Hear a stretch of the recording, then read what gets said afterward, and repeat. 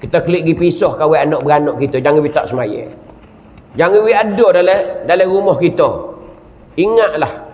Kalau kita tak bining, tak kahwin, tak rumah tangga lagi, okey, kita jagalah ibu bapa kita, keluarga kita, adik-beradik kita. Abang kita, adik kita. Kalau kita keluarga dah tengok bining kita, anak kita.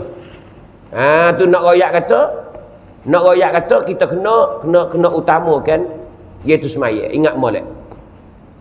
Ni. Pasal kita tengok di akhir learning dia sangat sibuk dengan dunia. Orang learning wak tak karik. Betul tak? Orang wak tak karik. Yang ni orang tak berarti dengan semaya. You buat semaya ni macam makan nasi gitu ya. Kalau tak makan pun tak apa, makan pun tak apa. Ni pasal duk kenyai lagi, pasal tak si orang duk bed dah, pasal si semaya lagi. Pasal nak tinggal.